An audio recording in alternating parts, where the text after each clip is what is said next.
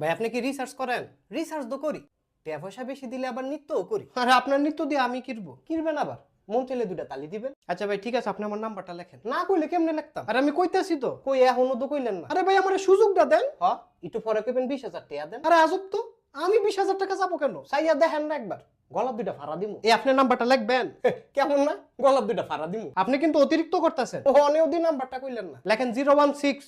আচ্ছা 016 7474 74 74। ভাই 74 কইেন না সেই ইমনে কইলে আমার ফেস লাগে। আপনার নাম্বার শুরু 016 জি 74 74, আবার কই 74? আমি 74ই কমু। এটা কিন্তু বাড়াবাড়ি হইতাছে। বাড়াবাড়ি আমার পছন্দের কাজ, সুযোগ পেলেই বাড়াবাড়ি করি। এর লাগি 74 লইই বাড়াবাড়ি করবেন? আমি 74 লইই বাড়াবাড়ি করি। 74 74 73 এর পরে 74, আবার 75 এর আগে 74। আচ্ছা আপনি 74ই কইেন, তাও ভাই নাম্বারটা লেখেন। এয়ারটেলে কিন্তু 74 টাকা 120 মিনিট। জি আমি হেডার লেগেই আইছি। 120 মিনিট তাও আবার 7 দিন। আরে ভাই আমি জানি, আপনি নাম্বারটা লেখেন। আচ্ছা ভাই 120 মিনিট আপনি কার লগে কথা কইবেন? কার লগে কথা কই এটা দিয়ে আপনি কিরবেন? কথা তো কইবেন জরিনার কারিনার লগে। স্বভাব তো বেশি একটা সুবিধা না। আমার সুবিধা দিয়ে তো আপনার কাজ না। ধুমতানা ধুমতানা টানানা না। এইটা আবার কি কইলেন?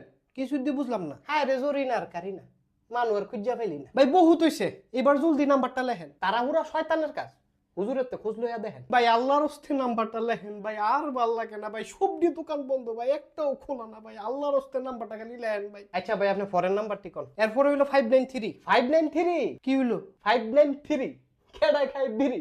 বিড়িতে হয় ক্যান্সার, হাওলাদের পুতে ড্যান্সার। মাগো তালে তালে দিল জবাব, কি কইলো তে বাপ রে বাপ। মাগো নাম্বারটা দিকে কেটে গেল কা?